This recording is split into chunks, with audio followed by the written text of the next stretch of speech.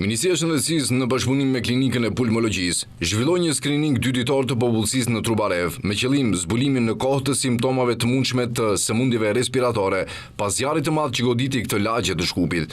Ministria e Shëndetësisë informoi se gjatë 2 ditëve janë kontrolluar rreth 200 pacientë, 19 prej të cilëve kanë pas probleme me mushkëritë. Vetëm gjatë ditës së djeshme u kontrolluan mbi 100 persona në 2 pikat shëndetësore në Trubarev, nga të cilët 8 u dërguan në klinikën e pulmologjisë për shkak të sëmundjeve kronike, për të cilat nuk kishin bërë kontrolle prej kohësh. Në total, gjatë 2 ditëve u kontrolluan mbi 200 pacientë dhe aksioni u pris shumë mirë nga banorët lokal.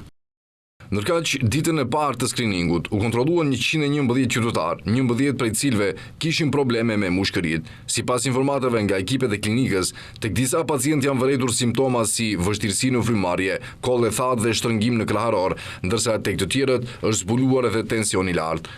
Doktor Saad Zejneli nga klinika e pulmologjisë sqaroi se shumica e pacientëve të dërguar kanë pasur sëmundje kronike, të cilat janë përkeqësuar për shkak të ndotjes.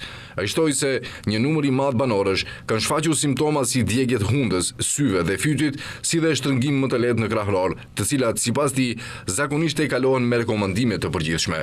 Skriningu realizua në 2 pika në lagje, ku ekipet kryen kontrolle klinike, matje të pulsit, saturimit dhe vlerësim të kapacitetit vital.